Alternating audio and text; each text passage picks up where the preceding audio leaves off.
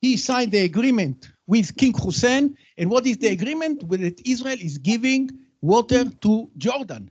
And now even we increase this year because there is a desert. It's not going? Oh, here. Please go on, go on. Go on. Here is even Clinton. And what do we give them? Water. Water. Go on. Go on. I was here. This is one of the governors of Kenya. His name is Dado. He studied at our institute. He invited me to see his Tana River County. I came to Tana River, and there is a river. The river, the name of the river is Tana. And this is my wife. Please go on. And here, go on. And we see the people shouting, there is no water. But here, the water is going. Where is it going? To the ocean. They don't use they don't use. It sounds so strange. There is water, but they shout. And not only that, they even shoot at each other over water. And there were casualties. Please go on. People had to leave to other places. So this is Mzima Springs in the south of Kenya, under the Kilimanjaro. 90% of the water is going to the ocean. 10%, this is the source of Mombasa. But 90% is going to the ocean. So it's only a matter of water management. Water management. We don't, one drop is not going to the sea. Everything we use, because it's a desert. Here, I was invited in November 2018 to the Blue Economy. Professor Mbiti, then he was the vice chancellor. He invited me. I was one of the keynote speakers. Go on, go on. Now, Turkana is 4 times bigger than Israel. Turkana is the biggest county in Kenya for the non-Kenyans here. So the governor, Nanuk, also studied in Galilee. He saw in Israel, so he selected 10 experts. They all came to us for a month. They learned water management, the most advanced, and we also designed a plan how to turn Turkana to a garden. Because once you have water, it will be a garden. Of course, everything stopped because of COVID. Now already we are going after the election, in August election, so we'll change it. Here also in Nigeria, not East Africa, but Nigeria, Kano State is the Turkana of Nigeria, the biggest state in the desert. So this is the governor, and we signed an agreement. Go on, go on. We signed the agreement. And what is the agreement? What for 5 years, here, the Kano State government with Galilee International Management Institute, and we are going to turn Kano State to a garden. And here, look, all the agriculture of Israel is now moving to the desert.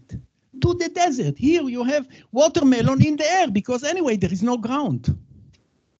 Look at this, tomatoes in the desert. Grapes. Now we produce, like more, we produce wine in the desert. Here is lemon with no seeds. New thing out of research of agriculture. Go on. Oranges in the desert. So if we can do it in the desert, you can do it also in Naivasha. Where is it? Go on. Even Zimbabwe, you know, Zimbabwe is bordering the Namibia, and the desert is moving in. This is Midland State University on the border. Professor Mebebe, also studied a vice chancellor. He invited us, and we designed a water management program, which is a 9-month program for them. Out of the 9 months, 6 weeks in Israel. Go on, go on. Go on. Flowers. This is fantastic. This is Naivasha. That's what I wanted to say, Naivasha. In Valentine, just for Valentine's Day, Israel sent 60 million flowers to Europe, just for Valentine's Day. Can you imagine? Naivasha, I'm sure, Kenya, it must be cheaper and faster, and maybe this is what we should do. Go on. Please don't sleep. Here, the former Prime Minister of Uganda, she is the new Prime Minister. She is alumni of our institute. We signed an agreement before COVID. This is 2017. They for 100 experts every year for water management and agriculture. Most advanced agriculture. Here is the Minister of Finance signed. I signed. And because of COVID, they only sent 60 out of 500 in 5 years. And now, go on. Now we turn this program to the digital agriculture. We want to turn Uganda to be digital, like in Israel. Everything is computerized. You go to a greenhouse, the temperature is computerized, the water, of course, the fertigation, everything. So we are going to do it for 3,000 students. We are going to do it in Uganda using this agreement. And here I can tell you already, here we have the undersecretary from South Sudan. We are doing the same thing in South Sudan. 3,000 students from South Sudan. South Sudan has 10 states. We establish in every state there is a study center. In this study center, there will be internet through Israeli satellite. And of course, we will teach online, also local lecturers that will also teach. And please listen to that. We are committed to employ the best 10% of the students, those who finish, at Israeli high-tech companies. We are committed. And of course, they will work online. Today, everything is online. So we already have, for example, from Apple in Israel already committed that they will employ. They said they will not employ on a personal level. The government, or I don't know who in South Sudan, they will have to establish a company, a firm, and they will employ the students, and then Apple will contract this company. Please go on. So here we are committed to employ the best 10% that will work online. Here is Kenyatta, President Kenyatta, I understand he's finishing. He came to us and I explained to him about water management. Please go on. And this is just, you see, March 2020, just before COVID. This was the last group from Kenya that came to us, I think from Kilifi, I don't remember where, on water management, water and environmental management. Please go on. And even the president of Liberia, go on. By the way, here, you know that when you are in Israel and you want to talk to him, we say it's a local call. So probably I told to her, and look what she replied, the same thing. But I don't remember. Go on. Now I must say one word that to convince you that we must move. Please go on. There are 31 countries in the world with average of more than 5 kids per woman, and 29 are in Africa. Go on. Life expectancy is going up. 69 by 2050 will be 69. Go on. And so it was 99% older people, but in 2050 there will be 19, almost 20%. Go on. 1 in 4 in 2050. There will be so many people in Africa, 1 in 4. Look at this. It was only 230 million people in 1950. In 2050, 2.4 billion people. How are you going to feed them? You will not be able to feed them. Go on. Now look at this, please. This is in 2100. Nigeria is going to be 900 million people. 900 million people in 2000. But look at Tanzania, 276. Go back. Uganda, 200 million people. Where are you going to put them? 200 million people. How are you going to feed them? We have to do something. And look at it. Ethiopia also, 240. By the way, Nigeria, now please go on. In 2050, Nigeria is going to be more than 400 million people already. Tanzania also, more than 150. We have to do something, and the do something must be digital agriculture. You cannot continue, especially because of climate change, that the production is going down. We have to do something. Water management and digital agriculture. Go on. So the main risk is that farmers will move to the cities. Please go on. I visit the cities. I know how the transportation is not moving. If I don't use the boda, I'm stuck. go down. Here, look at this. In 1950, only 5% of Africans lived in cities, and in 2050 it will be 47. Go on. Go on. Now, please look at this, please.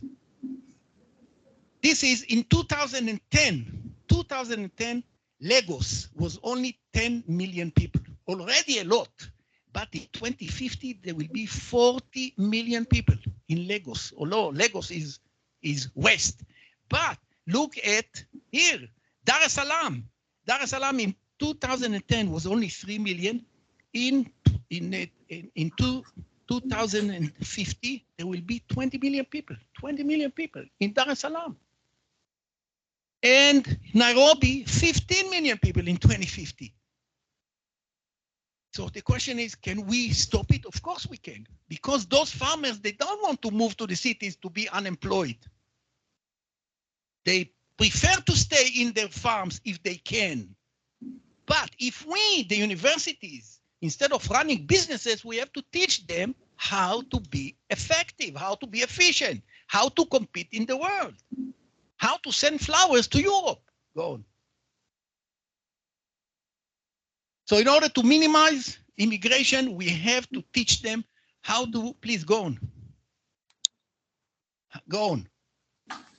Here, agriculture in Africa is so inefficient that 60% deployed, but only contributes 33% to GDP. Go on.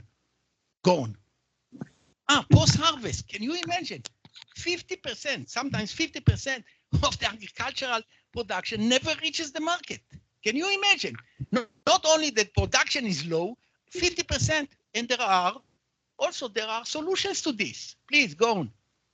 Here we have long shelf life cherry tomatoes, for example. I will not go into all of them. Go on, go on. Go on. Yes, here is cherry tomatoes in the desert. Please go on. One word about cows. Cows, this is dairy, the dairy in Israel. Go on. Can you imagine the Israeli cow is giving 70 liters? There are some, but in the average 50 liters. 50 liters of milk a day, 50 liters. Now, a cow is a cow. What do you think? A cow is a cow. And I was in Samburu, the north of Kenya, and the cow is giving 3 liters a day. But those Kenyans here, I'm sure you know Matu Amare. Matu Amare came to Galilee. He studied in this dairy program. He went back to Nyeri County. He established a school. And we helped him to establish this school. And he taught all the farmers that in his region. And in 1 year, the farmers were doing 6 to 7 liters a day. In 1 year, the same cows, the same equipment, only the know-how. They doubled it to 13, 14 liters a day. And they were very happy, of course, the farmers. Please. Here, Chuka University, please. The vice chancellor studied our institute. He saw the dairy. Here, in Joka, he's running out to be a governor, I heard. I hope he wins. So we signed an agreement. He established a dairy farm at the university. He sent 4 faculty members to Galilee for 1 month. We trained them. And then they went back. They are teaching all the farmers, and also the university is making money. He's selling the milk. Go on. Now, this is the secret. I think this is the secret, and it involves all of us. Israel is #1 in the world in research and development. Research and development. 4.5% of all our economy is going to research and development. More than you can see here, Finland, Japan, Korea, Italy, UK, only 1.7. Gone. But it's not done mainly at the universities. Of course, it's jointly with the university and government, but mainly the private sector. The private sector, when a manager makes profit, he is not taking all the profit to his pocket. He's putting it back into the product. Research in the product. Gone. Gone. No one, when you have so much research, no wonder there is so many Nobel Prize, chemistry, economics, chemistry, gone. Did you know that the cell phone was developed in Israel? Go on. Microsoft. Now go on fast. Stop. You know that most of you NT, XP, all those that you have in Microsoft was developed in Israel. Go on. Here, XT, MP, all those, go on. Go on. Outside the United States, you know the NASDAQ, please. Israel has 63 companies, technological companies, listed on the NASDAQ. Number 2 is Canada. Look at this. UK only 5, although it's not updated to this year. But see, India 3. What is it? China 0. They only copy. You invest in education, you invest in research, you get results. Go on. Intel is the biggest company in Israel. Go. The biggest, now 40%, go on. 40% of, go on. 40% of all the research worldwide of Intel is done in Israel. Go on. Here, 1 billion, they are now investing 1 billion in new plant. Go on. Apple never had any research center outside the US. Now they have one in Haifa, which is next to our institute. Space, we have, of course, satellites, and one of them is going to be above South Sudan. And now I wanted to show you space. Go on. Go on. This is a regular Israeli space satellite. But one more. Look at this. This is a real satellite that was developed at the Technion in Israeli by students, and they launched it to orbit. A real satellite. Go on. Now look at this. The university is here. We are going to have lunch, no? We talk about lunch, about how to increase the number of universities. This is really insulting. Africa compared to Europe, North America, all of them. And there, not only that, look at this. This is the increase from 2015 to 2018, the number of universities going up, except in Africa. Go on. Here, South Sudan, I mentioned already that we are putting 3,000 students. We are going to start towards the end of this year. We are working together with the World Bank, and we are committed to employ 10%. And please remember, South Sudan is a country that, if I remember correctly, 92% of the women above the age of 30 are illiterate. And we, of course, together with the World Bank and the government and of South Sudan, we emphasize we want to have also women, not only boys. Now, Kenya, University of Laikipia, the Vice Chancellor of University of Laikipia is now in Israel. He participated in one of our programs, and we met, and we decided to have the same thing, Laikipia and Garissa University, Garissa, you know, with the problem that they had, and 1,000 students in each of them on digital agriculture. One word on alternative energy. During our tea break, I saw the sun. Did you see the sun? It's the same sun as we have in Israel. But did you know, and by the way, the same price, and you know that in Israel, since 1950s, when you build a house, you must have solar on the roof.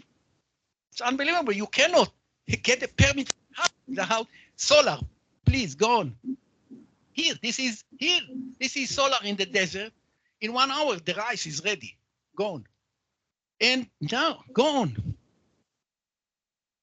Here, now we are putting on the Mediterranean and the lakes, of course, and I want to show you this. So, he slept. Oh, here in the desert, there are thousands of mirrors that rotate to the sun. They take the energy and send the energy to a tower, please. You see the tower? The tower receives the energy. This tower with thousands of degrees, it's enough electricity for a city of 120,000. The whole electricity, free by sun, gone. Do I have 2 minutes for a story here? This is the former president of Ethiopia. When he stepped down, he came to Galilee and with 15 people and this and this. And I told you know that Ethiopia and Eritrea were in war for 20 years, 500,000, I think, or 400,000 died, civilians. And I told him, look, I have a peace plan. Because I've been very much involved in peace between Palestinians and Israelis for 30 years already.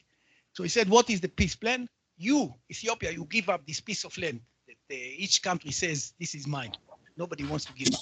You give up this piece of land, and in return, Eritrea will give you one of the two ports. There are two ports, Massawa and Assab. One of the two ports for 50 years. I said, you know, that's interesting. Can you check in Eritrea? Of course, we have also alumni in Eritrea, in the government. Ephraim Sephat was then the Minister of Defense. I asked him, yes. He talked to Isaias, the president, and he came back. So, please, one. He invited me. I went to the former Prime Minister of Ethiopia, Haile Mariam, and I told him, this is the plan. I even wrote a 2-page plan. And he said, look, this is interesting, but it seems that I have to step down soon. And indeed, he stepped down. And the new Prime Minister took my plan and they signed peace agreement. And they even recommended me for Nobel Peace Prize, but the Nobel Committee, they selected him. They forgot me, but but at least if I could contribute so now I was thinking even with the Shabab. With the Shabab, they keep attacking, kidnapping, doing all kind of things, but nothing happens. If we can contact them, and please remember, every war in the history ended with peace. So let's say that along the coast, if they stop this attack and terrorism, we are willing to contribute to teach them how to develop. Of course, the government will have to give them a piece of land, and we will teach them how to turn it really to the best, to the most advanced agricultural farm in East Africa. Please go on. Okay, World Bank, 85% of the new jobs in the developing world through SMEs, small and medium-sized enterprises. This is connected to the university and the business sector. And now in Nigeria, the NUC, National University Commission, they contacted us, and now they selected, I don't remember the number of universities. In each university, there is a center for innovation and entrepreneurship. So we are going to teach them, and this is Abeokuta, University of Agriculture. Go on, go on, go on. Here, I became a chief. Just for the picture, go on. Here, the National University Commission, go on, go on. This is Ghana, the same thing, digital agriculture. The vice president of Ghana is responsible for digitalization of Ghana. So we are working with the University of Cape Coast, one of the universities there, on digitalization. Here, University of Cape Coast, go on, go on. One more thing is medical education, medical education. And indeed, in Kenya, this is in Ghana, it's not important, go on. The idea is, first of all, there is a shortage of physicians. So we came up with the idea, joint faculty. And this is a local university, a Kenyan or a Tanzanian university, joint faculty, and part of the clinical years will be in Israeli hospitals. And of course, it's a private track. So it's not that the government, if the government can afford it, they would do it in a regular medical schools. This is in Nigeria, go on. In Uganda, as we talk, the vice chancellor of the Uganda Martyr University belong to the church, so also holy studies. So we agreed, and by the way, the minister of, so here we are talking about Uganda Israeli Medical School, go on, Martyr University, Uganda Martyr University, and also it happens that the Minister of Health of Uganda, she is alumni of us, Jane. And by the way, also the Prime Minister of Uganda now, she is also alumni of our institute, the new Prime Minister. Now in Kenya, Kenneth Lusaka, who is the Speaker of the Senate, he also came to Galilee last week. And in March, Ambassador Simon, the PS of the Ministry of Higher Education, he came and we talked about the medical joint Israeli-Kenyan medical school in Bungoma. In Bungoma. So now I hope that it will materialize. First, Lusaka has to win the election, and then, because once he lost already once. Go on, please. He slept. Oh, here is Lusaka, just last week, June 28th. He came to Galilee, and we talked about this university. Go on, please. We also have Ethiopian, but there are no Ethiopians. Ethiopian Public Health. We have an agreement with WHO. Go on. WHO, and just to show you that we don't work only in Africa or East Africa, just few words. This is Organization of American States. You have 34 states. You have so many universities. They also come and learn from these ideas of digital agriculture, water management, reuse of water. Please, go on. Go on. Yeah, here, this is the Minister of Health from Brazil that they are talking about changing the model. I will not go into it. Go on. China, do you know we have a 5-year agreement? Go on. 5-year agreement with the government of China that was renewed already twice. So it's 15 years altogether. And on what? Innovation in agriculture. We talked about it. They don't innovate. They copy. Yeah, they come, they learn, they take pictures. 2 weeks later, you see it in China. Go on. Here, this is the Deputy Minister of Science and Technology that comes every 5 years. Go on. And the last one is India. Here is the Prime Minister of India, Modi, and I'm sitting behind it, signing an agreement. And the idea is to double. In India, 13,000 farmers commit suicide every year. 13,000. Why? Because there is not enough water. We are in the 2022. You still pray for water. There is water management. You can irrigate. You can go on. So we have an agreement. Go on. Go on. Go on. This is also here. One of the best universities in the south, in the state of Tamil Nadu, decided to start a faculty of agriculture. So they invited us, and we, together with them, they sent now. Please go on. You don't look at me. Here, we are almost done. And the last thing, there is a University of the Mediterranean. All the Mediterranean, we are part of it. It's called Mediterranean University, 220 partner universities. Go on. Every country has one member in the Senate of the, I'm the Israeli Senate member. These are all the presidents of the university. And yeah, there is a new university by the Saudis now in Fez. So we were invited. This is it. Go on. Now, I want to summarize. So I said 60% of Africa is agriculture, but it contributes only 33%. Go on. Please go on. Heavy, because you don't produce enough food, you have to import food. Of course, there are drought because of all those climate change. Please go on. Look at this. 60% of arable land of the world is in Africa, not only East Africa, but the potential of the world is really in Africa. Go on. And we must upgrade agricultural methods to enable the farmers to stay where they are. And the last thing is what we can do together. So cooperation in those fields, dairy, of course, horticulture. I think the main message is it is possible. If we do it in Israel, it's not a miracle. We can do it in Kenya, Tanzania, Uganda, Burundi. Training of youth. By the way, a lot of youth, they don't want to work in agriculture because they see their parents still plowing. But agriculture today is high tech. We have to teach them that agriculture is high tech. Develop incubators and incentives in, and of course, reuse of water. I think it's really a must. And it is possible.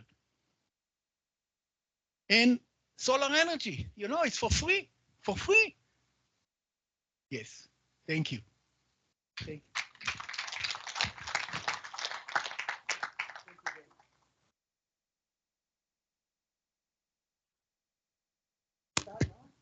Just take a seat. I had said in my remarks that these are lessons to be learned. going to be experiential learning, but we have also been taken to an academic tour, brought back, shown some scientific bliss. Now it is up to us, when the time comes for questions, comments, and you digest a bit.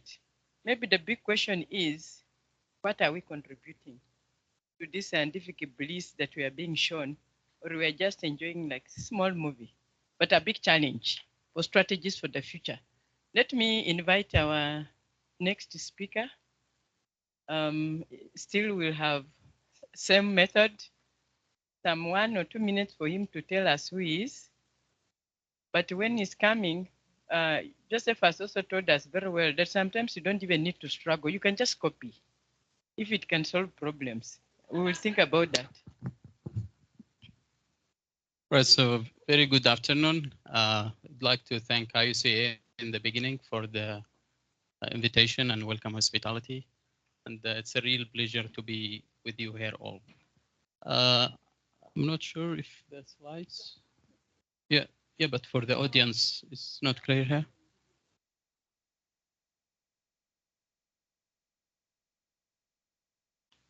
Right, so I'll be talking about the global network higher education and student mobility, but I'll be focusing more on our own concept from Kyongdong University. Of course, student mobility is very well known and practiced by many universities, but I'll be, sorry, could you please be back to the first slide? Yes, sir. So I'll be focusing on the concept of establishing academic collaboration center. This is the new idea for it. So it's me, Professor Absi, I'm Dean of International Faculty and Director of the Academic Collaboration Center worldwide. We have around 23 centers around the world. So I think it's very important before I talk about the concept of student mobility to brief you about Kyongdong University. So if you could you please move next. So Kyongdong University is an emerging leader university in international higher education in South Korea. Founded, can you please move next? Yeah. So founded in 1981. We do have more than 33 programs. Korean students, we have around 7,500 and international students more than 1,200. We do have 3 campuses in South Korea. 2 campuses, in fact, very close to the Seoul, capital of South Korea, Metropole campus and Medical campus. But I'll be focusing more on the global campus, which is the home for the international students, the 1,200 students. And I will be representing the global campus for today. Generally, we have more than 33 programs, and we classify them into English track programs in English medium of instructions, but we have also other programs in Korean track programs. You can see here we have kind of physical education, police science, architecture, engineering, and all in Korean medium of instruction. But if you move next, I'll be focusing on, next slide, please. I'll be focusing on the global campus, the programs that they are available for international students. We deliver them in English medium of instructions. The programs are Bachelor of Business Administration, Hotel Management, and the Smart Computing, the IT. But for international students who are so keen to learn Korean culture, we have a program open for them. We call it Bachelor of Korean Studies. So, team for the website.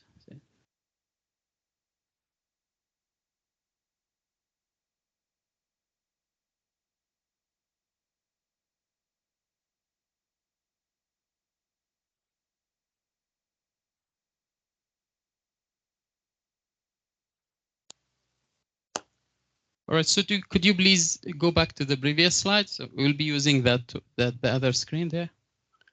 So I'll be referring to the other 2 monitors. So as I mentioned, the programs are 3 programs in Bachelor's Business Administration, Hotel Management, Smart Computing, Korean Studies. Frankly speaking, our entry requirements is IELTS 5.5, but in case some students don't have this English for the admission requirements, we have a specific program to train and prepare them. We call it English for academic purposes and Korean for academic purposes. So we move next. What describes KDU? Yes, I can briefly mention some of our achievements. Among all the Korean universities, we have around 207 universities, including national and private universities. KDU is #1 in terms of employment rate. We have more than 85% of our students, they land in the professional jobs right after graduation.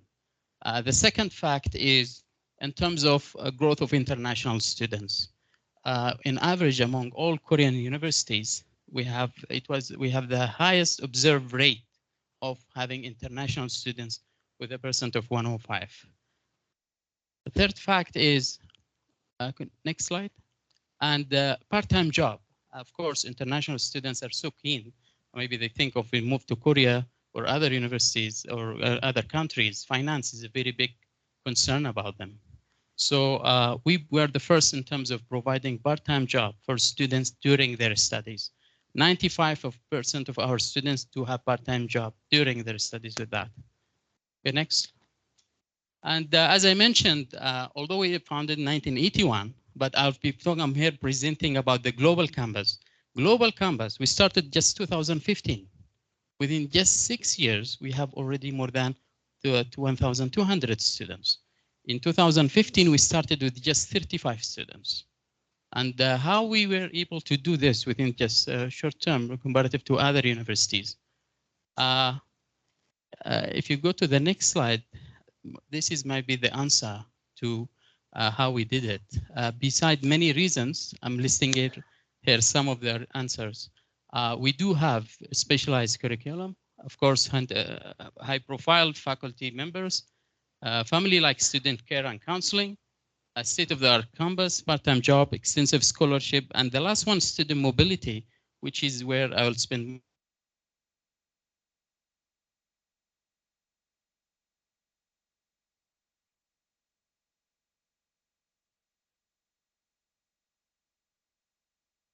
think we have the specialized curriculum. But in reality, when you come to evaluation of the students right after their graduation, when they go to the market, if you ask the industry, were they able to do these graduates to fulfill the task that you expect from these graduated students?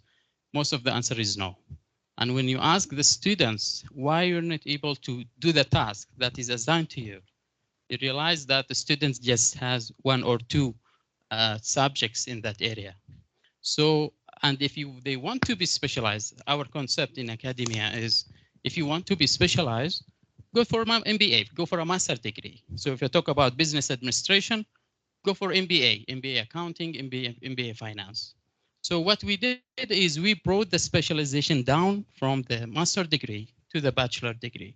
So if you looked here, based on our evaluation and intensive feedback with the industry, we brought the 5 highly competitive areas in each measure. That's mean, let's say for business administration, marketing operation, accounting, finance, human resource, information system, globalization, and entrepreneurship. These 5 highly competitive areas, students will be mastering them at the same time. And the specialization will be start as early as first or to second year. Will not wait for students to be specialized in the final year or third year. And beside these 5 highly competitive areas, we call it major components. We make sure the students have intensive Korean classes and English proficiency classes. So students will be learning 2 languages within the program. Of course, they bring their own language. This is students coming from India or from Burundi. They're bringing their own language. Besides that, they will be still having free intensive classes for the English proficiency and Korean proficiency. They will speak more than, by the time of graduation, they will be speaking more than 3. And next, the same structure of having specialized curriculum is, it goes with other fields. Let's say smart computing. We came out with the 5 highly competitive areas. Again, intensive Korean and English proficiency will go all the way during this 4 years journey. So same thing, it goes with the hotel management. Next slide. And it goes with the next slide for the Korean studies as well. Yeah, next. Of course, and the way we do this, we keep revising our curriculum. We have our regular industry feedback on the students, the graduated students, where they fail, what these things can be improved, and we keep enhancing this all the way. Next. And of course, having a good curriculum, a specialized curriculum will never happen unless like you have a team, a faculty who will be able to teach these subjects. So as we have very high diversity, in fact, among international students, we have very high diversity among faculty members. They are coming almost from all over the world. Next. And the third fact is the family-like student care. We look after students from the first arrival, from the first day on their arrival in the airport. We assign an advisor, keep looking and supporting them all the way in whether the academic matters, non-academic matters. They get the full support and counseling all the way, even after graduation. Next. And the other fact is the student, the facilities, as like many, in fact, other Korean universities as well.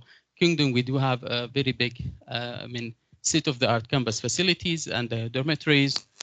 And you might be able here to see, I'm not sure if you go back to the previous picture, you can see one of the unique feature is allowing international students to cook in dormitories. Majority of the Korean universities don't allow universities to cook in dormitory. But for us, because we understand international students, we make sure we give them a specific place, kitchen for vegetarian, non-vegetarian, whatever they need to make sure they just focus on their studies as well. Next. Next. And you can see here, this is in a medical campus, students applying what they learn. In another next, in the Metropole campus as well.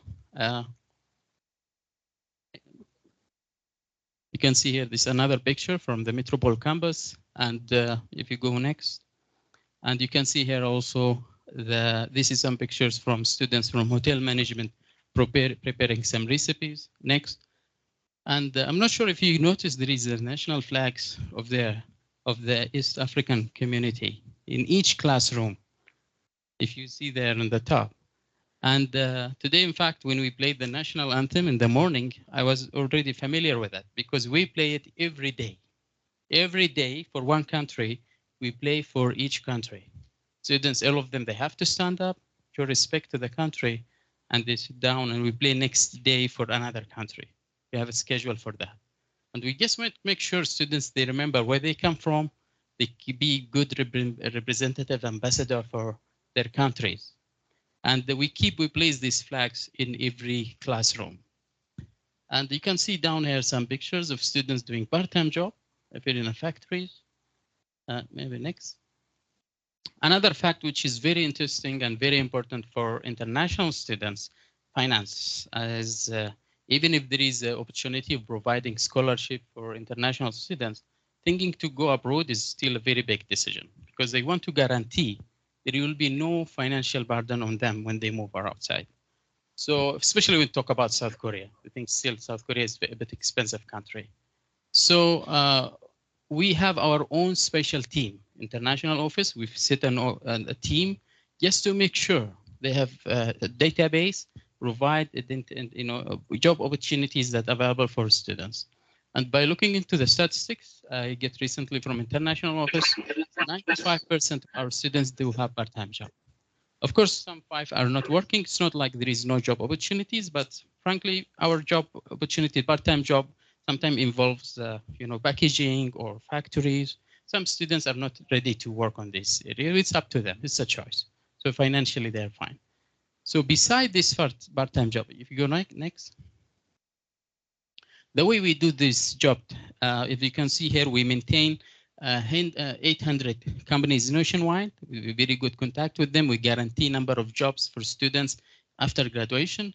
And we have also maintaining the local community around the campus. So students, when they finish their work, they have ability to go after that, to go and do the part-time job and come back to dormitory. If you go next with that. So part-time job is kind of give guarantee to the students that they will help them to gain money during their studies in Korea. Because as you know, the payment in Korea for them, it's for 1 hour, they get almost $9 for 1 hour. So they are financially, I can say there is zero worries about finance for international students in South Korea in our university. But beside that, beside the part-time job, we provide extensive scholarship for students. If you look into the statistics here, almost 85% of the students, they have between 50 to 70% scholarship. Very few in 30. So could you go back? And of course, there are some students who are easygoing, or they, despite our support and counseling, they still lose the scholarship, and it's up to them. If you go next. And the way we do this scholarship is very transparent. Any international students want to study in Korea, in Kyongdo University, what we do is we evaluate their GPA from their high school, and we look into their IELTS.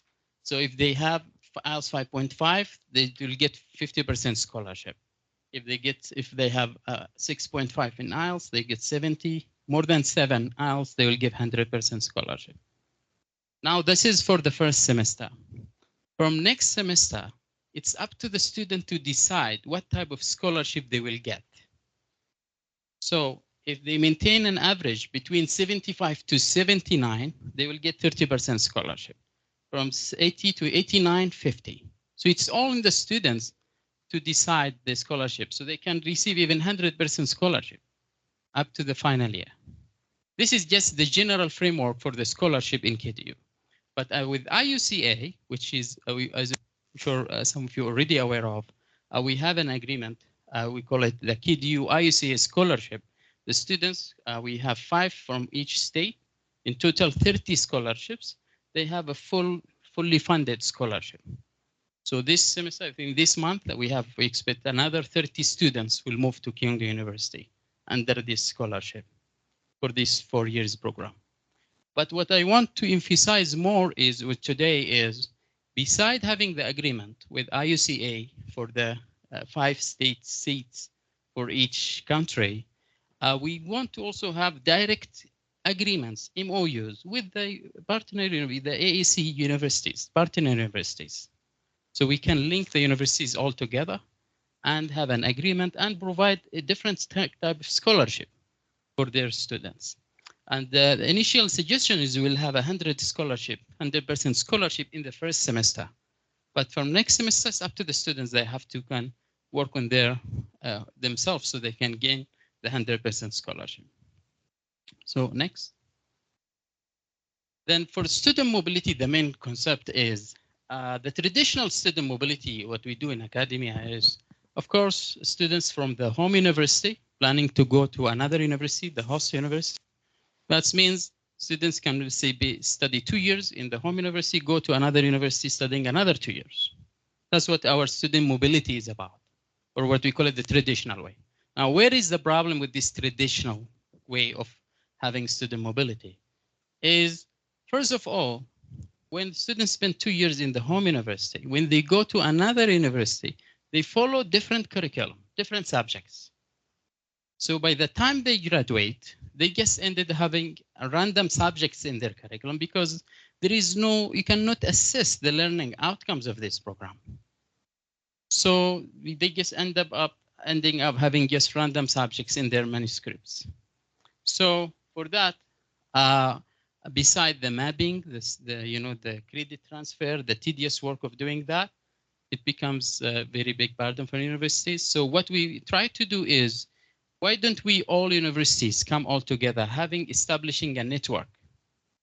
Because look at it, we do have business administration, we do have IT.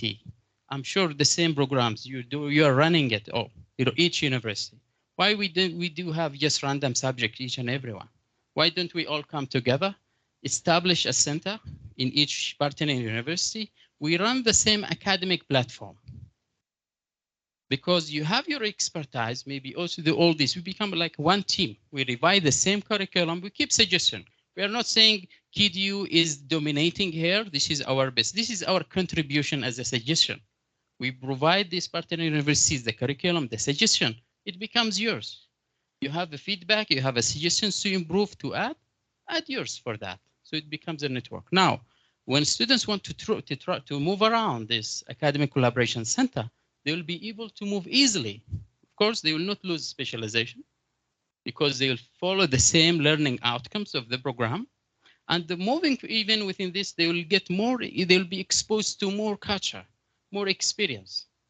Because let's say students spend 2 years or 1 year here in let's say in Burundi, then they move to, let's say Korea, another 1 year, then go again to another partner university in Kazakhstan, then go to Poland, then go to US. They can move freely. Even visa process becomes more easier because embassy is recognizing this academic collaboration center, the Korean embassy. This is a joint according, I mean, among the list of the academic collaboration center in South Korea.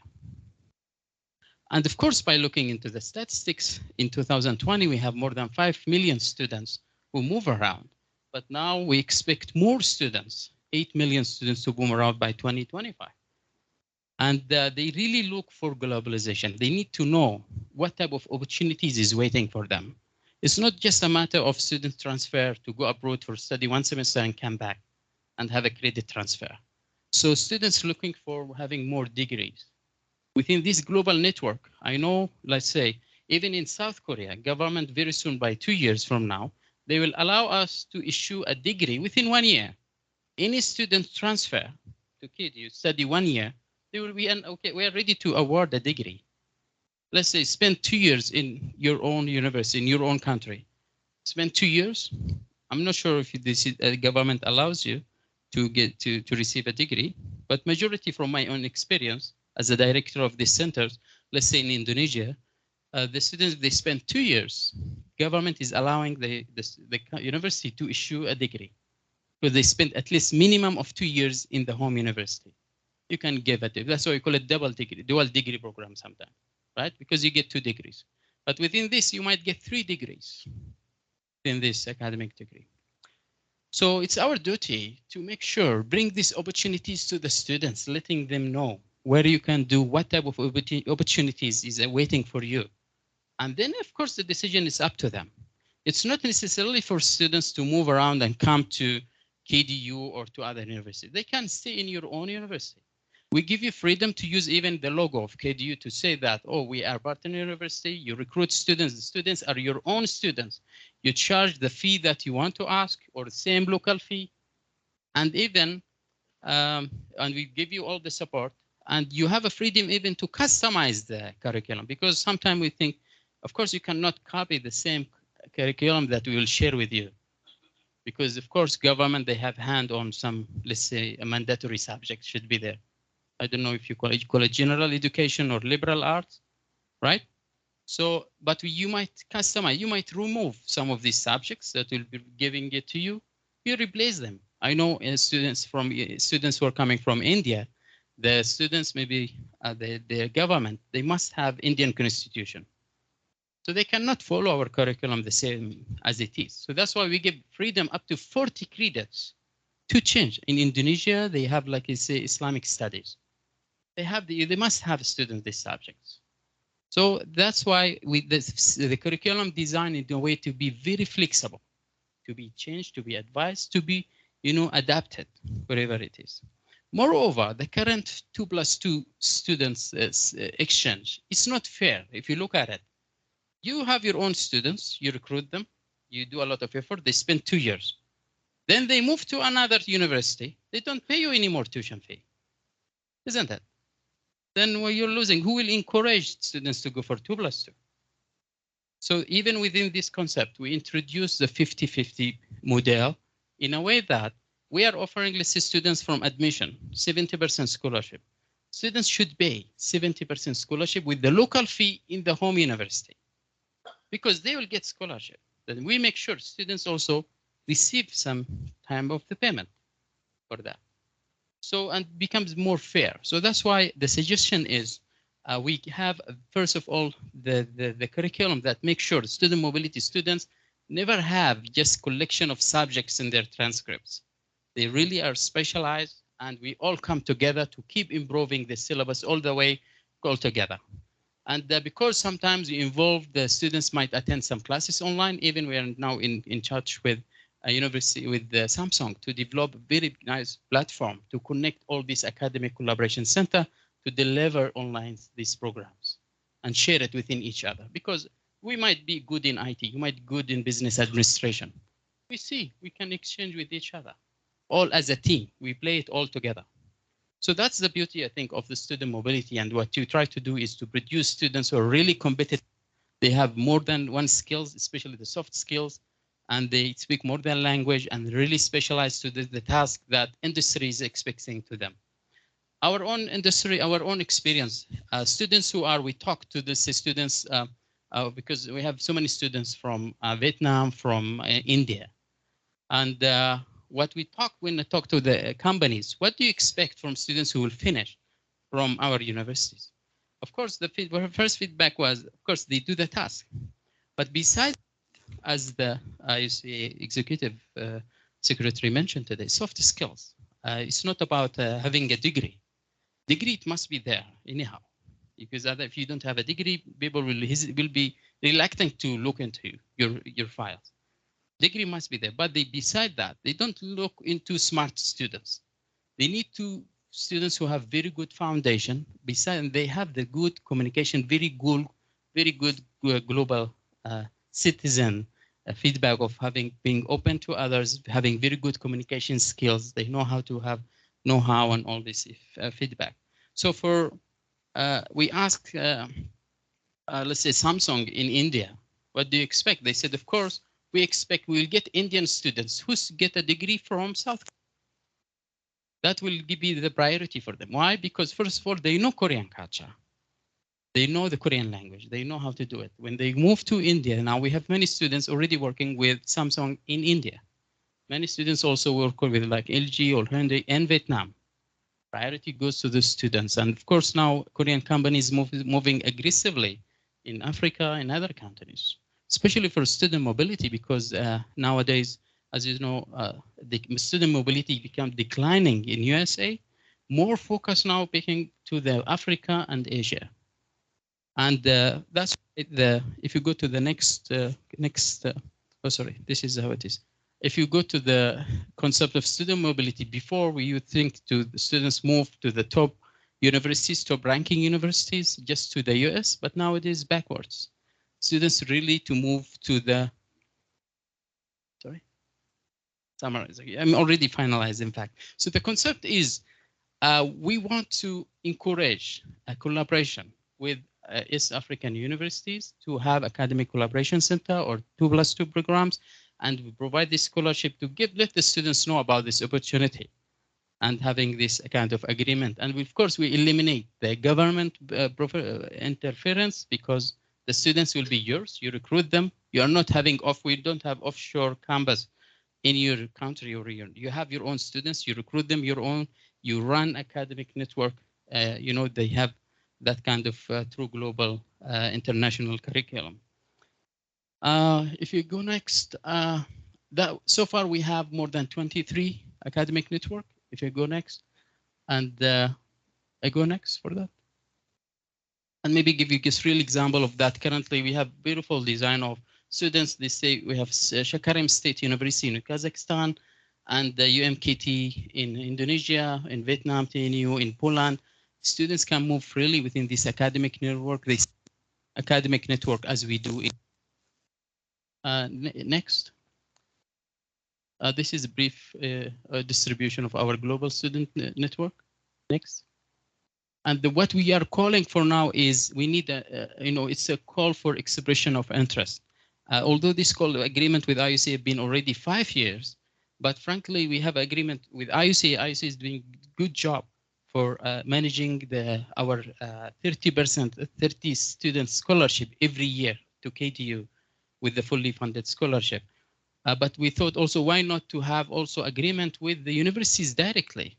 We need to have collaboration with the universities of the AMC, I mean, partner universities of East Africa. So this is a call to, if any interested universities in a part of AMC to join this global network, signing an MOU of 2+2 exchange of establishing the academic network, including, of course, faculty training and exchange and research. Okay, maybe next. I think that's it. This is our beautiful campus, how it looks like. Next is the Global Campus is just, by the way, 5 minutes walk. You can walk to the beach. Very beautiful environment for the students. This is how it looks in different seasons. And that's it, in fact. Thank you very much. Wow, thank you very much. You can see when we are talking about regional integration, cross-border mobility, the lessons have come out clearly. And for me, what I've seen is what I may call local but global. KDU going regional, geographical, and now in the global, the local kind of scenario. We have learned lessons from the World Bank project that we have, the Israel scientific bliss that we have just seen, the curricula. I hope you all heard what they're doing with the curriculum. It is like an ingredient of sandwich, face-to-face, virtual, credit transfer, credit seeking, flexibility. And I think that is where the world is going today. So that's why I say that this is more of experiential learning, lessons, and then strategies that we can pick from. I'd like to open it up. I know we are all, maybe our nose could be maybe even getting some sensation of food, but there is a reward today at the end of the day, because these are some dinner I've seen on the program. So maybe we just persevere knowing that there is some sanction and reward that will be coming. So I'm just opening it up, and what we'll do is that, what we are also going to do is that particularly if we are going to make, no, I know it, particularly if we are, particularly if we are going to make comments on the SC2 program. We also had my Vice Chancellor, Moi University, we have SC2 there, we have Mbarara in the room somewhere, and we also want to recognize the presence of Professor Engineer Paul Chisale. I'm hoping that he's also in the room from, is there, very good. That is from Copperbelt University in Zambia. So he has come all the way and is giving a representation of the SC2 in the southern region. We have the SC2 in the eastern region, and the presentation was there. They are free. The vice chancellors in the room, they are free to make comments and enhance the lessons if we talk about the SC2. I also know that, I don't know if Joe Oost, Jaramogi Odinga University in Kenya, anybody in the room, if they're there, they're doing insect-fed food from the crickets, cakes, and all sorts of things. And everybody is admiring and eating them in Kenya. So these are the lessons that we need to learn, and very nutritious indeed. And yes, I can see people looking, no, cricket is the same family. So the SC2 is doing good work. So with that, I want to open it up, and the coordinator is here, and please, we will go systematic. Maybe I'll say if there is any issue on this side, remember it's a question, a comment, an observation, and then we will have reward. As I just said, lunch is just at the corner. Any, very good. Thank you very much. Mine is for the experience of Moi University, and I think they are doing really a wonderful job, and this should be known by, I think, more people than us. It's quite a great job happening within East Africa. It appears that their model is not academia industry linkages, it's actually industrializing the academia, sort of. It's the kind of the lesson I picked was that academia is going into industrialization. So I didn't see much of the collaboration between industry and academia, but a kind of success story of the academia moving into industry and combining both. Did I get it right? And is that another model that is alternative to academia industry collaboration? Thank you. I can get another comment. Let's read the comments to SC22 so that when we respond it's once and then we move on. Thank you very much, the Mistress of Ceremony. My question, I think, is different from the previous speaker in the sense that I'm one of those who have been overwhelmed with the progress at Moi University in terms of TTOs, because our universities in this region are struggling to run transfer offices, which have managed to link the industry. Now, my question from Professor Isaac, can I call you Isaac, first name, is that what is the trick that we used to run the TTOs? Because these TTOs are in academic institutions.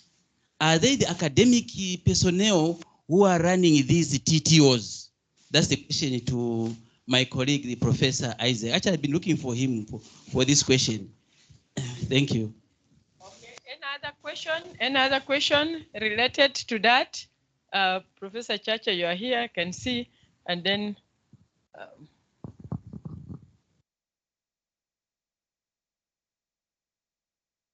Yes, I also thank my colleagues in thanking the Vice Chancellor of Moi University for the wonderful job they are doing. Mine is a simple one. In science, we say that you go from known to unknown. We know there is a very weak collaboration or linkages between university and industry, especially in Kenya. Simple is this, Professor spelled out where the problems are. So what should we do to strengthen this relationship or linkages? Thank you. Thank you, Chairperson. Mine is. When you ask a question, you have to say who you are. I just forgot so that at least it's part of collaboration and networking.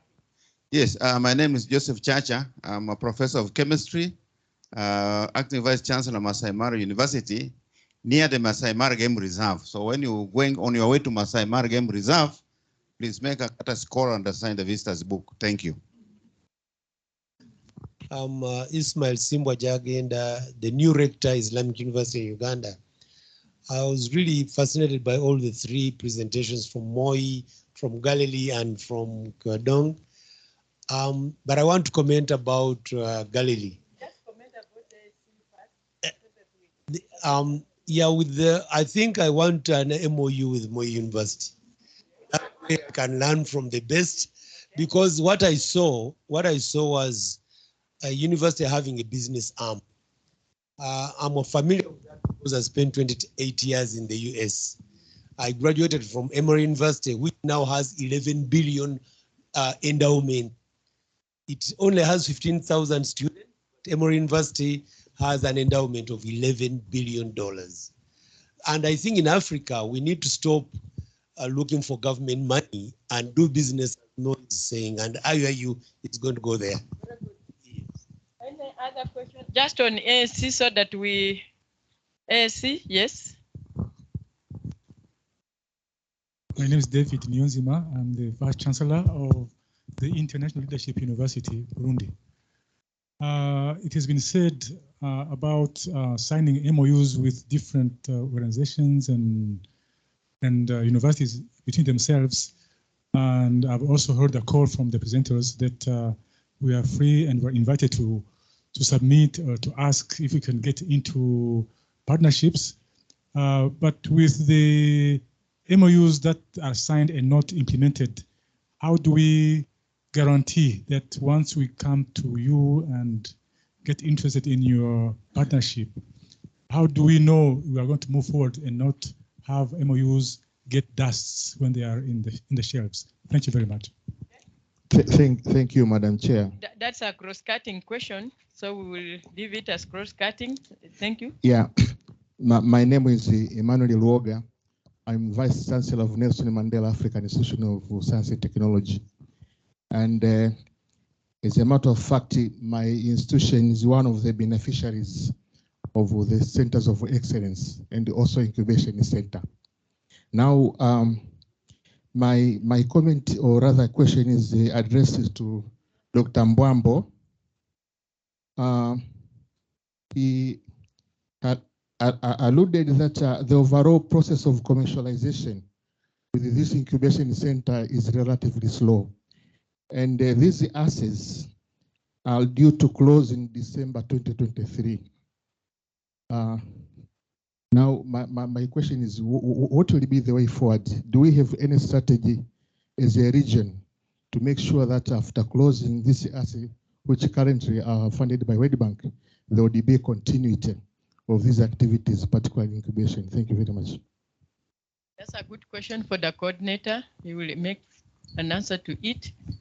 We are closing the matters on ASC2 here. Kindly pass the microphone there. Yeah, I'm Abraham Waidima from Daystar University, and glad to hear about Moi University, my alma mater. So thank you. Question to Prof is how they manage the issue of registration of IP and publication, because it is a question of egg and chick, which came first, and how they do it. Thank you. Very good. Yes.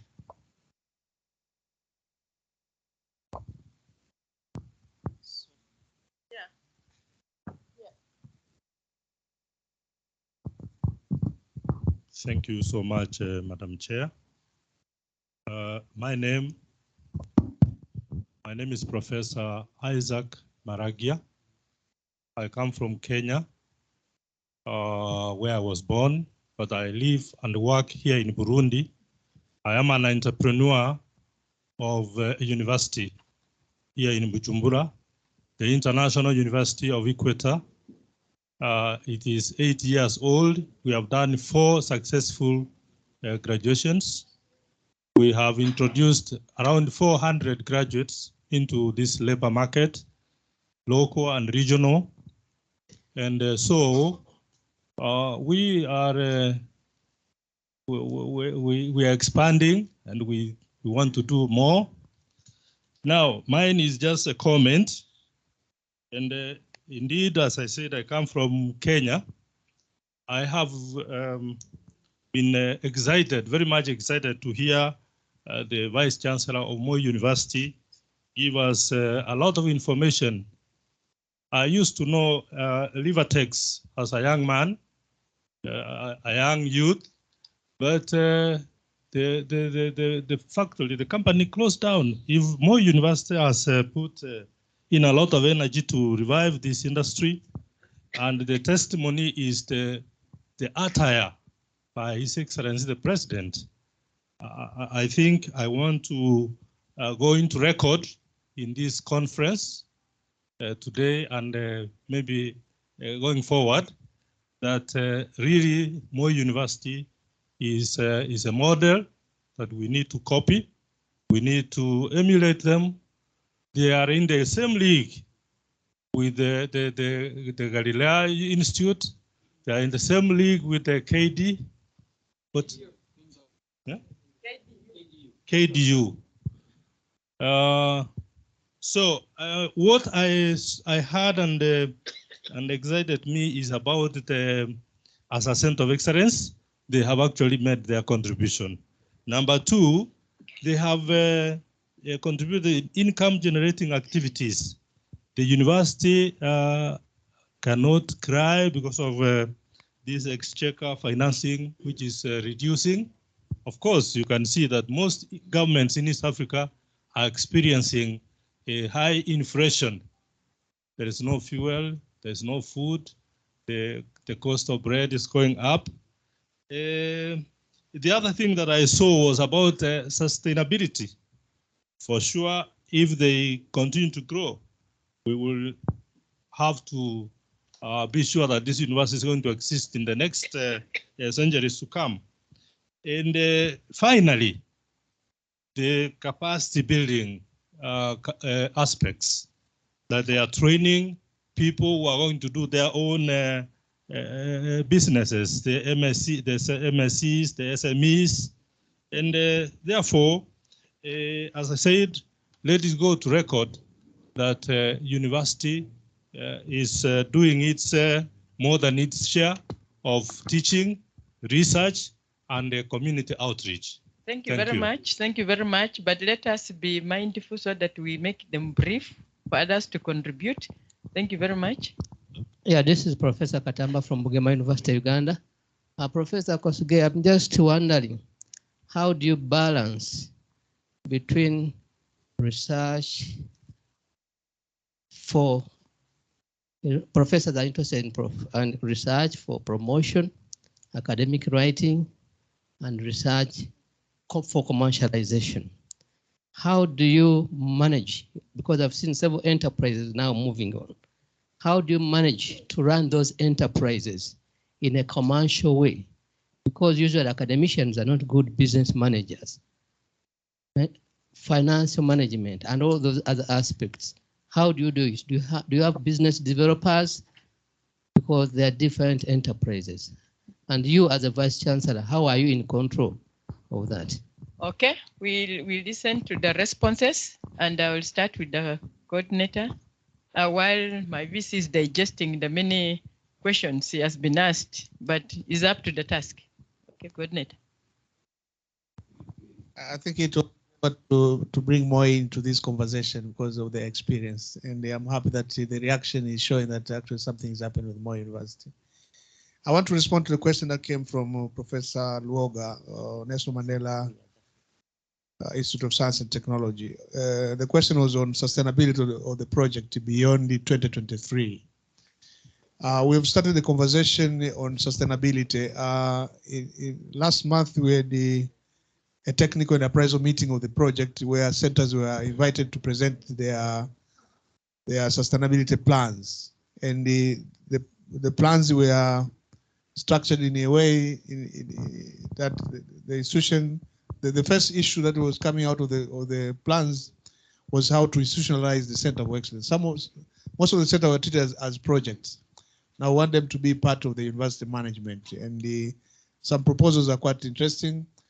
They've also made some evidence that some centers are actually becoming part of the university. Makerere University has incorporated the Center for Crop Improvement as an institution, I think as a Center of Excellence of the university. There's already a policy. Sokoine University is also having one of the centers, a foundation, which is now institutionalized and becoming part of the university.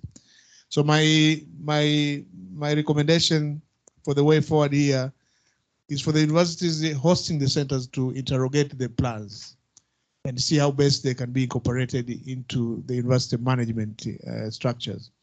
But since we tried to support mobilization of resources through disbursement linked to results, I believe they build capacity for resource mobilization. And therefore that capacity may also be utilized with partnership that they've developed with private sector, but also other partners in research and training. So that is what I want to propose. The second level of conversation may go into the National Steering Committee, because each country is having a National Steering Committee, which will also consider the plans, and in this case, ask the government to think about either a follow-up project, because this was negotiated between the governments and the World Bank, but also thinking about how the program can be organized nationally, and therefore have the regional picture, just like we did it from the beginning. Thank you. Okay, thank you very much. It's coming up very clear that we must sustain the SC2 projects. You can make it institutions within your own country. You can put them as part of your strategic plan, spell objective goals so that you sustain it, and also make sure that the government knows that this has to be sustained. I think the response is perfect, and we don't want to go back to that. My VC, please.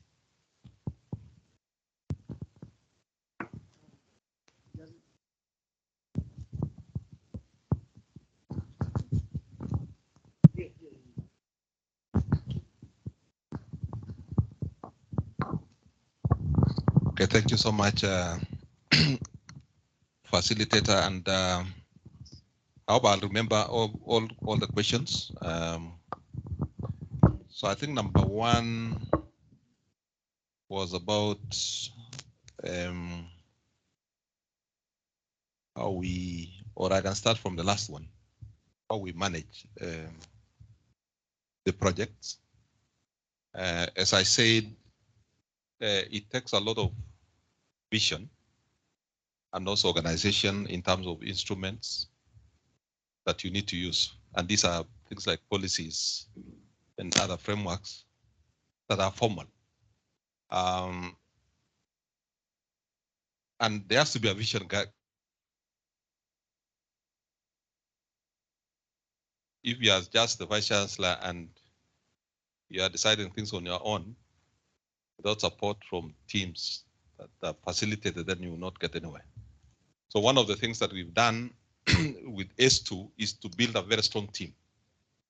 The EPO project is not necessarily an S project, but it's a university project. It took me and the council chair, for example, to really push for it because we were seeing the prospects and the quick returns that we would get out of the high value, apple variety that we are planting. What we've done, like for the apple project, actually I've put up even my office in the field. So I spent time there. And we got a manager from the private sector. We also involved the School of Agriculture to be part of the technical team. And also supported in terms of policy direction. Yeah. So lately we also changed our statutes so that we have a director who will be responsible for resource mobilization, enterprise development, and institutional advancement. We will be having a team that will be working to look into proposals, to look into implementation, and all that, and reporting to a board, so that it's more like constantly under management. Because the challenge is public institutions are not amenable to enterprises in most cases. But we've learned lessons from previous, companies that we or subsidiaries that we had. We are also looking into the Rivertex to ensure that the board is composed largely of independent members also from the council, so that whoever is the MD or the managing director is held accountable and will be making presentations based on targets, that kind of thing, so that it's purely business. The other thing,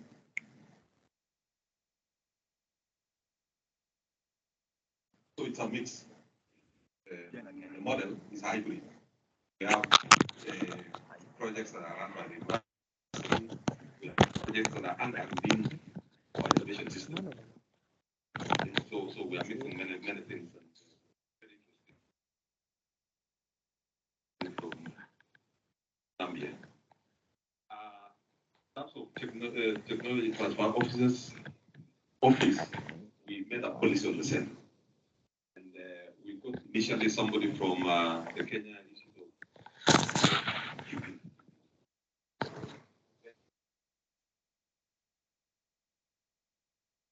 of really assistance at the beginning. Grown, I say, policy that we talked about, which is a revised policy on academic research integrity, then the office is even more stronger, and I'll be able to share with you with my director of research to get more ideas on how you can establish one to improve what you have.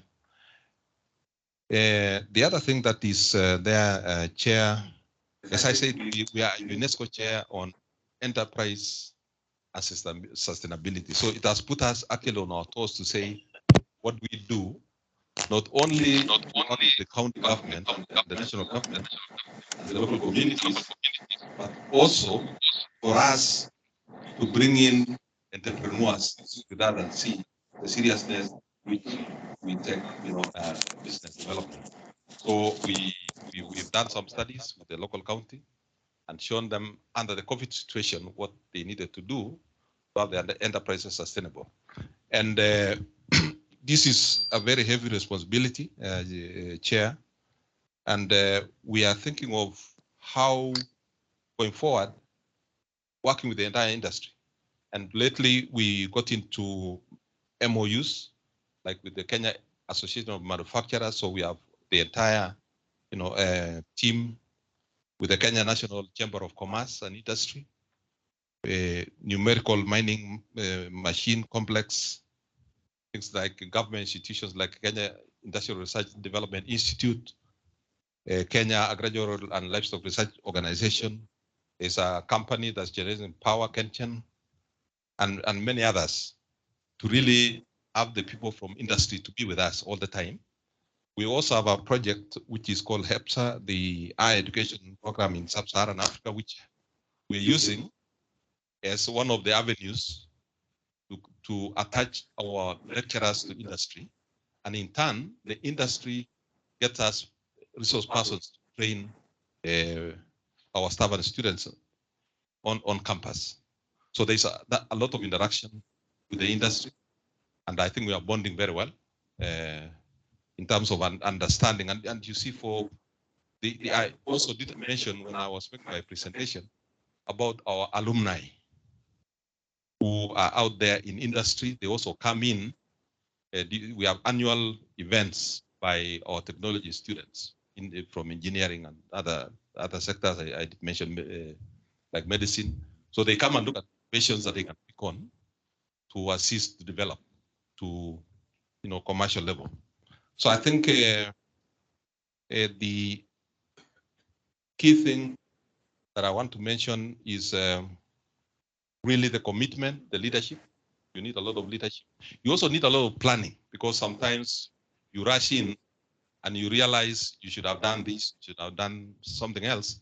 And some of these ventures are very expensive, capital intensive. And if you don't plan well, then you are likely to fail in the process. But again, there was somebody who was asking for MOU. Please come by. We have a conversation on the same. And we visit also our website. You look at what we are doing. So thank you so much for that opportunity. Thank you so much. I think we can have a better hand clap for the ASC. We have closed, no more question on it. And the VC has made it very clear. It's not easy, but the vision, if it's clear, the planning, if it's clear, and he has also told you something, that he has even put his office in the field. So if we are not hands-on, even the birds might eat all the apples. So you must be hands-on. Okay. Another round of questions this time is just focus on the experiential learning from Israel. Let's not divert. And I'm starting again. Once I reach here, I don't come back this time. The other time I was a bit motherly. This time I've changed the tactic. I've started here. It's like auction, So then Israel, yes. My visit is a collaboration by extension, Bomet will get. So I don't even need to ask again. Yes, let's have the mic. The lady first. Now I'm biased. The lady, then the two gentlemen. Yeah, thank you very much. Please just say briefly your name, your institution only, then we move on. So that at this... I'm Mauda Kamatenes Mujisha, Vice Chancellor, Bishop Strait University in Uganda. I'm old enough. Thank you. I'm Mauda Kamatenes Mujisha, Vice Chancellor, Bishop Strait University in Uganda. And we happen to have an MOU with Israel and Agro Studies internship. Now I think we have moved for 5 years, where our students go there and they're attached. Yes, 11 months, then they come back and innovate. And so far, the report I can give that they have transformed the landscape of agriculture in the country. And not many institutions can even employ them because they can employ themselves. However, the money they come with is not enough to upscale their innovations. And the countries were promising, the representative of the Minister of Education here is listening. When they were launching the program, they said each dollar the students save in Israel, it is doubled here. But I think funds have not been able to come by so that students can step up the innovations. We don't know if there can be a fund that is put, even if it is a loan, the students are ready to take up those loans. And I'm sure that would stop students who got Israel and they escape. Because some of them, when they have made money, they have seen innovations, they escape, they don't want to come back. And so far, the market is here now coordinating, they know what they are going to do. But I want to assure you, it has been a nice program. From your presentation, rainfed agriculture, your ambassador told us we must run off from it. But what we are doing, how best can we change? Change, and the change is now. We need action. Thank you. You make your questions brief. You make your questions brief or comments. The two gentlemen here. Thank you very much for giving me the floor. Myself, I am Sanctus Niragira. I'm the Vice Chancellor of the University of Burundi, the National University of Burundi. I was really excited by the presentation of the Vice Chancellor from Israel. Normally, from the experience of this country, how they managed to build that country with the same size as Burundi. In Burundi, we have 8 months of rain season, wet season, and only 4 months of dry season. But we are struggling to make what they are making in Israel. From that, I wish to not only to have an MOU with the Vice Chancellor, but also to have a talk, because we have to learn from their experience. For us, I assure you, Vice Chancellor, it won't be complicated like in Israel, where you say most of the country is dry. We have to learn from your experience and try to have the clue how we can try to manage what we have to make it contribute to the development of our country as university. Thank you very much.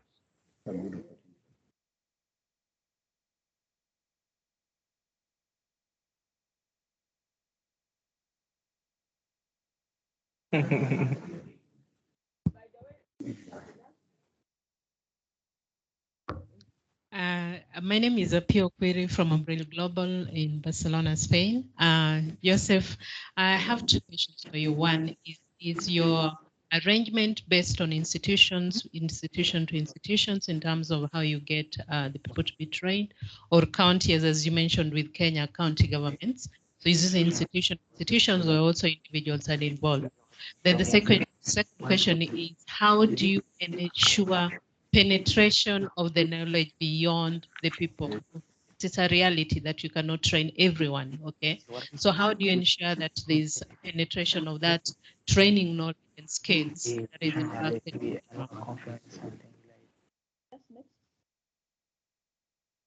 Yeah, Ismail Jagenda from Islamic University in Uganda.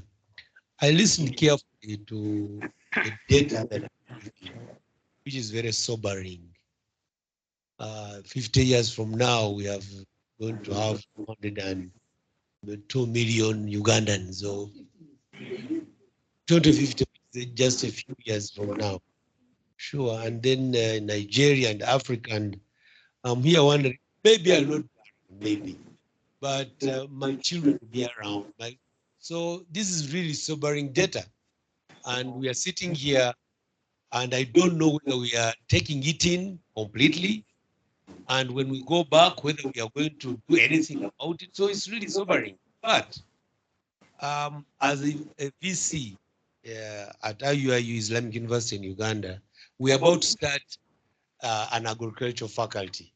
So I think I see hope where we can start from, instead of using the old model of a faculty, we start with the new smart model that you presented.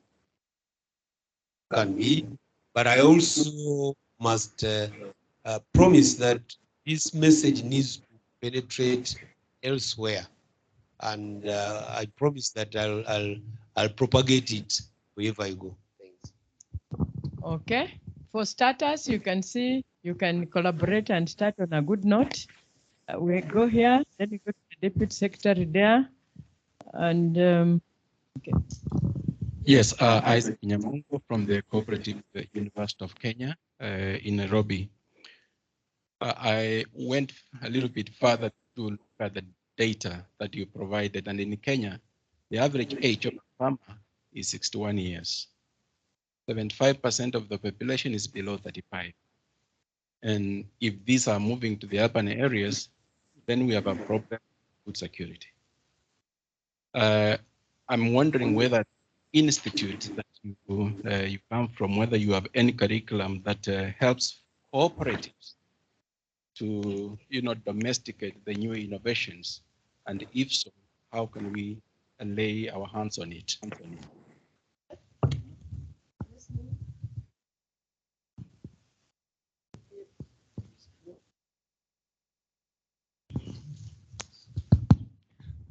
Thank you very much, Dr. Surur, Under Secretary, Ministry of Higher Education, South Sudan. I just want to talk briefly about the experience of Galil. We have signed the MOU and start processing it, following it seriously, and people have to look outside the box at times. Look for some people or some institution who can introduce you somewhere where you can find some people or some Samaritan who can support the idea. The undersecretaries have to play a role like what you said with their respective ministries, such that they engage also in big projects like this. Otherwise, this presentation is helpful and it is a matter of fact. We have to take it serious. The other thing is concerning Galilee also, if Joseph can talk more about training of the university staff, administration. This is where people, they can have in-depth, study about what the project is about, and is very much important and useful. Thank you very much. Okay, we'll ask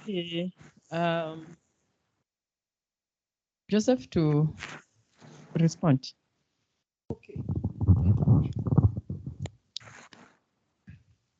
So thank you very much, and I'll start with Uganda with those agro study. This is a system that was developed by, I think, Israeli government. We are not involved.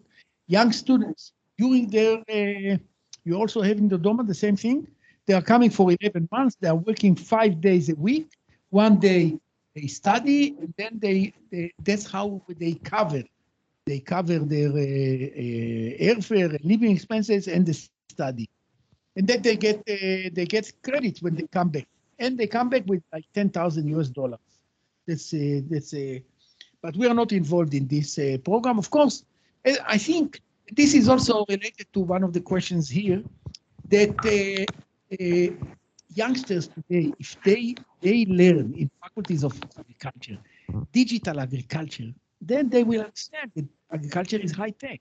Then exactly what you said, I will come to what you said. Now in Burundi, University of Burundi, yes, of course, where I hope we'll meet. And really, this is our mission. This is our mission, to share the experience. And and not only that, we have programs in French that I see you speak English, but I understand most of the students don't speak English. So we have programs in French. So we can we'll develop. I promise you, I'm here until Thursday. Find time, meet, and now regarding agreements. everybody who is interested will agree. If it is an agreement with the national government, like in Uganda, or government of counties, or universities. We have also MOU with several universities, or even a faculty of university.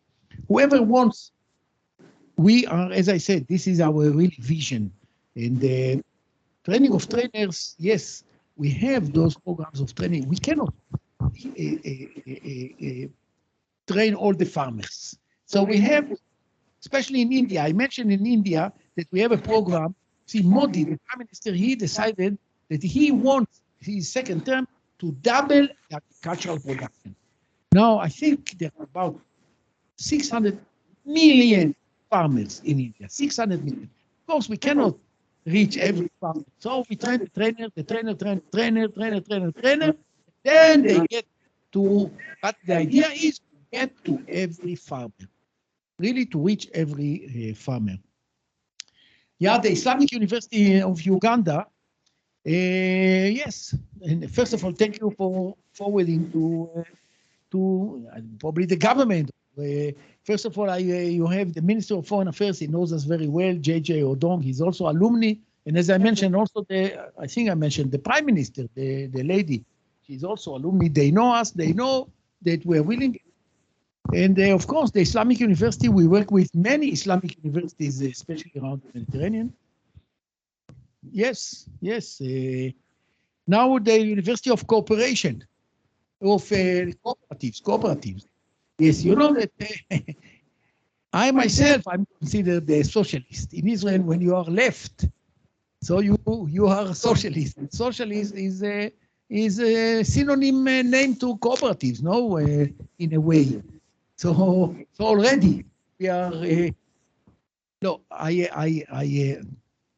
I feel embarrassed to say that when I was young, 16, 17, I was a communist, but I recovered. So, but remain socialist. And the last one, yes, the Undersecretary for South Sudan, you are absolutely right. Really, this is going to be a model, a example of a country that we push together to a program. We went together to the World Bank. World Bank was very happy with the program. They are funding part of it. And the Israeli government is also giving money. Also, South Sudan, you know, South Sudan is a new country. And most of the ministers were ex-generals, and they became independent. So the World Bank came to us. It was one arm of the World Bank. It's called the Africa Capacity Building Foundation. I don't know if you know, ACPF in Harare. We sent our lecturers to Juba, and really to train them. You know, those new ministers, they don't know how to prepare a budget. They know nothing. They know how to shoot, but so we had to train them. So for a few years, we work with them on the new government.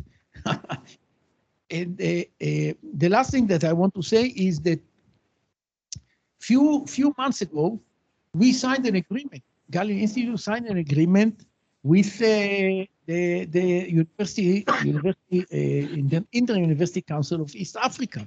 And in fact, we signed an agreement, and they sent me a message now that I should mention it. And the fact that I'm here is part of this agreement. And I hope that we'll continue, and then with all the universities that are members of this. You told me to be short here. I was short. Thank you. I see everybody is hungry. Yes. Yeah, thank you very much.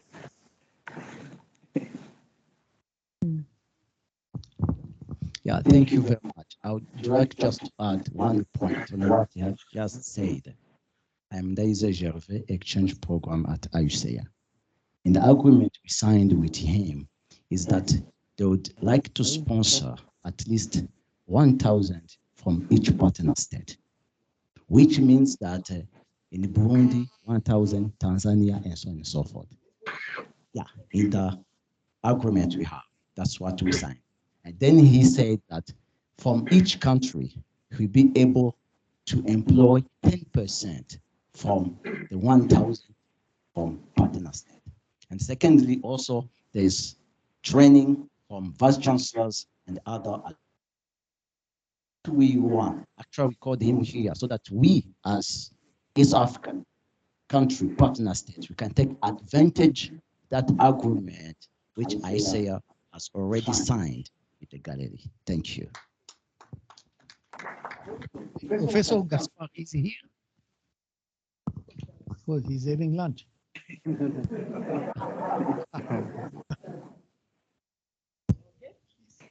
It has been made clear that we have a regional MOU with the Galilee Institute, and being in the member states, you can ride on that, and it's also available. You can side chat. Maybe you also have an institutional one.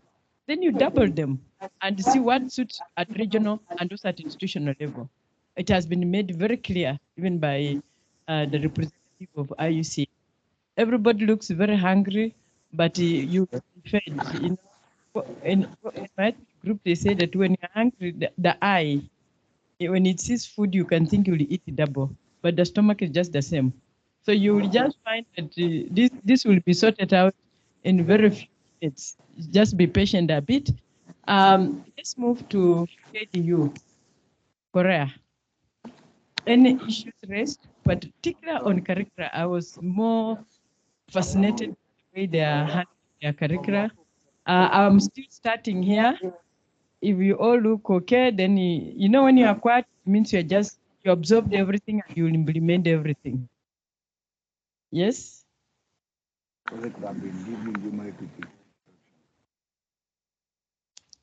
Just at the back. Just at the back. Yes. This is Professor Katanga again from Bugema University, Uganda.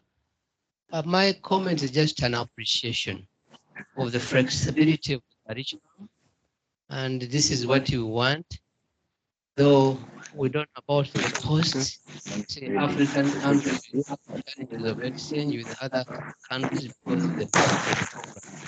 But if there could be flexibility in the fees structure, that would work for us. We can always work out an MOU with them. Okay.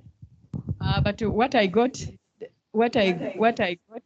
maybe you ask if there are scholarships, there are partial, students have to work hard. If you get over 70, you can get full. And also partnership, IUCEA, also get full. So maybe when you're asking, unless you want, you ride on that, something else. But that's appreciated. Any more? There? Please? Oh, here. Yes. Thank you very much. My name is Monique. I'm from Gulf University in Zambia. I was interested in the issue of specialization starting from first year. So I'm wondering how we're able to achieve that. Because we have some courses that run across different disciplines. Then in first year, they just learn common courses. How would you to offer specialization starting from first year? Thank you. Very good. Another at the end there, please.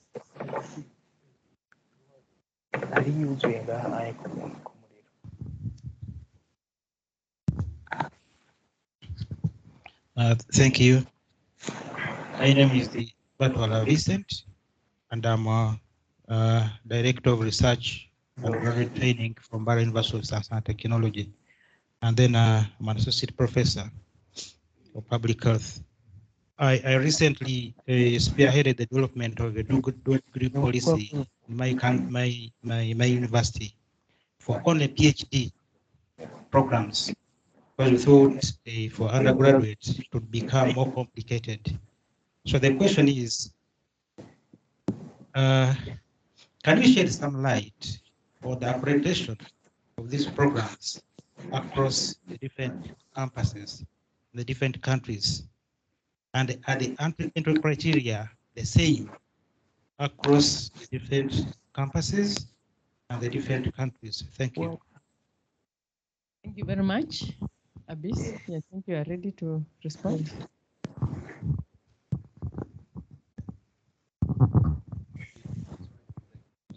I'm not texting anyone. Right. So maybe for the first question from Uganda regarding the, or maybe if you allow me, I go back to the first question, which you referred in terms of how far being serious on walking the talk of signing MOUs. I'm talking about Kyongdo University MOUs, not related to other speakers. For us, as you know, the call for establishing academic collaboration center and DABA 2+2, it has been on, in fact, in IUCA website in 2018. We called and they sent an email to all AEC partners to submit call of interest. We received a couple of applications. Me, myself, I've been in touch and in contact with the universities who showed the interest, but no response. So we are so concerned. I can even show you some WhatsApp messages because we believe in effective communication. Beside emails, I always suggest if we have established agreement, I create a WhatsApp group immediately. Vice chancellors, our vice chancellor, deans, HODs, the people who were involved, just to make sure to all of them be on the same space, we respond immediately for fast actions. And the scenario always there is no response. But we are so keen again. This is in fact again we are still so keen to again work it out more with AEC and providing more scholarship and having direct agreements with the partner universities of AEC. So we're very I can guarantee we will have fast actions on the agreements, and we expect the same from your side as well. As for the question from Uganda in terms of flexibility, cost, fee, and structure, as I mentioned, and as you already clarified very clearly, it's a very transparent system. We have it in the MOU, and students is aware of it. It's if you work hard, you get 100% scholarship, completely all the way for the 4 years. And some exceptional cases, like we have agreement with IUCA, regardless where the student's performance, but they have a fully funded scholarship all the way for the 4 years. So, and we implement what we are assigning the MOU. So there shouldn't be any issue. So if it is about signing MOUs and we leave it there, we are not the university who is just keen to sign an MOU without implementation. So we want to make sure to implement what we signed. As for the Zambia, for the specialization form first year, we have the admission requirements for KDU is very tough. It's not as easy. In fact, we reject many students. Not every students apply. Students have to go through interviews with HODs. We have around 3 interviews as a process. Evaluation in terms of the background, the mathematics, the programming. It depends on the nature of the programs. And of course, based on that, the students' high-level background, we accept only high-level students from good background. Based on that, the students, they give intensive courses, intensive support, intensive counseling. That's why counseling is in our DNA. We look at it very seriously. We know it will be very hard for students in the beginning, but they have extensive hours beyond their regular classes. And the professors ready to give extra material support to make sure they grab the concept and everything looks fine with us. As for the last question, which is about implementation of JACC, I shared in one of the slides a very beautiful flow of what we have been implementing. I'll give you one example of Shakarem State University in Kazakhstan. What they did is they recruit students, their own students. They use our logo. They charge extra fee. We don't involve. This is not investment from KDU. This is your university. You just call an independent. I don't want, because technically we have extra materials. I can share it with you if you are interested. How to go with the implementation, how you can enhance the operation process of establishing collaboration center, how you can, look into some issues, because let's say we have business administration. Of course, you might have business administration right now. What you will do with that? Will you run 2 programs at the same time or not?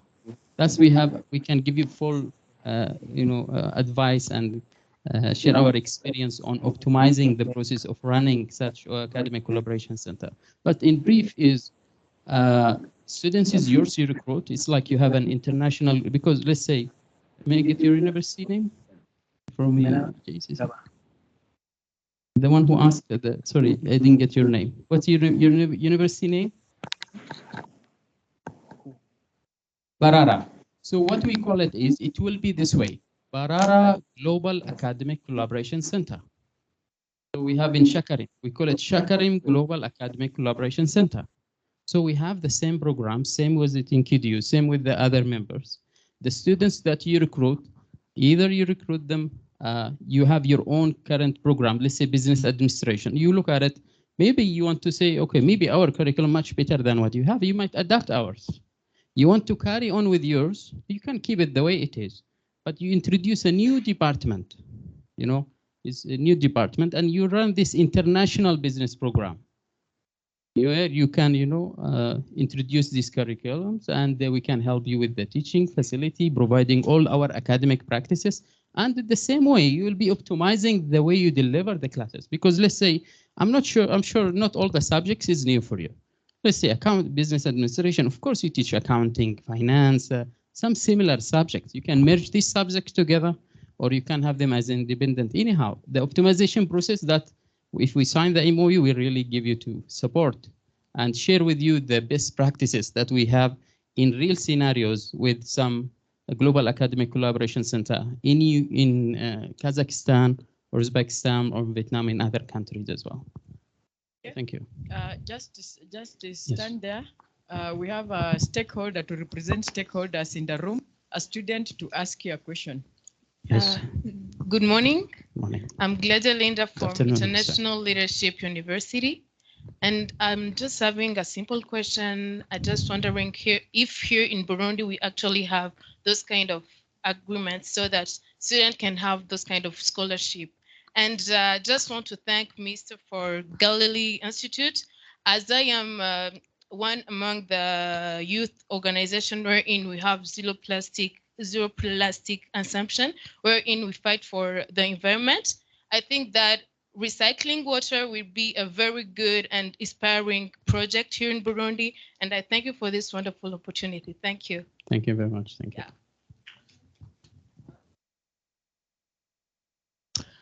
If you allow me, because I believe we have, of course, agreement with IUCA, but is any partner, any universities outside of AAC, because here today we have Zambia and other from outside AAC, I'll be very happy to meet you after this to elaborate, because I'm sure you're not aware of our programs so please feel free to reach me. I'll get back to you with more details. Yes. Okay. Thank you. Thank you very much. Thank you very much. And we are coming to the end. We have taken slightly longer, but we needed to listen, particularly if they have come all the way to share the experiences with us. Please let us give the presenters a very hearty clap. And also let us clap for ourselves for being more attentive. I didn't see people do it. You don't like yourselves? Because clapping for yourself, it just died. Okay, thank you very much. I return this to Osam. I'm okay for now. I will demand later to be clapping. Was part of us. Thank you very much, Professor Anne Nangulu, for chairing this session. But I've appreciated your panelists. Okay, thank you very much. I also join hand with you to appreciate them, and especially for you. I think Anna deserves some flowers. Let's give her some flowers for. Thank you very much. It's lunchtime. We are already 2 hours behind schedule. Almost dinner, but don't worry. We can innovate and see how we can combine dinner and lunch. So let's go for lunch, 1 hour. And then we come back here at 4 o'clock. 4 o'clock, we have another second panel discussion. Thereafter, we'll see how we can panel build the program to accommodate the gala dinner later in the evening. So enjoy your lunch. Let's be back here at least 4 o'clock.